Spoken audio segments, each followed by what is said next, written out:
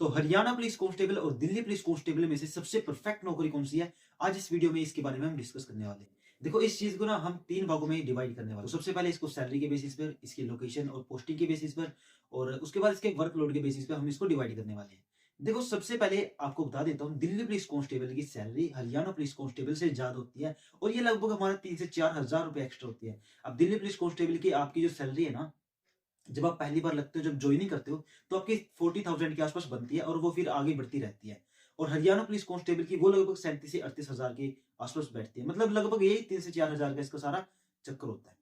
उसके बाद पोस्टिंग की बात की जाए, दिल्ली पुलिस कांस्टेबल की जो पोस्टिंग है ना, वो केवल और केवल दिल्ली में रहेगी। लेकिन हरियाणा में ना होम डिस्ट्रिक्ट के छोड़कर आसपास के जो भी एरियाज है ना, हमारे अदर डिस्ट्रिक्ट है, उसमें हमारी पोस्टिंग होती है। लेकिन यहाँ पर एक बात नोट करने की होती है, दिल्ली का एनवायरनमेंट कितना ज्यादा बेकार है, आपको इस चीज का पता ही होगा। लेकिन हरियाणा का एनवायरनमेंट है वो ठीक है दिल्ली की कंपैरिजन में, और जो वर्कलोड है ना वो भी थोड़ा मैनेज हो जाता है। अब इनकी पोस्टिंग के बारे में हमने इसको अच्छे से जान लिया है। अब बता देता हूँ कि वर्कलोड के बारे में।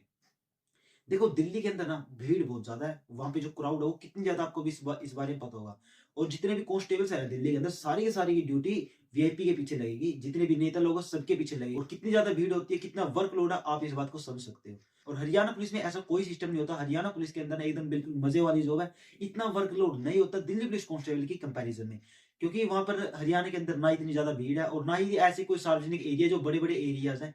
गुरुग्राम हो गया, हमारा फरीदाबाद हो गया, वो थोड़े साइड के एरियाज हैं, उनकी मैं थोड़ी बहुत मान सकता हूँ, उनकी ड्यूटी वहां पर लगती है। लेकिन जो अदर डिस्ट्रिक्ट है ना, वहां पर जो ड्यूटी है वो बिल्कुल मजे वाली ड्यूटी है। कांस्टेबल के अंदर कोई प्रॉब्लम ही नहीं। अब देखो हमने ना पूरे पूरे 3 भागों में इसको डिवाइड कर लिया। अब लोकेशन की बात किया मैंने आपको, लोकेशन हरियाणा पुलिस की बहुत ज्यादा बेटर है।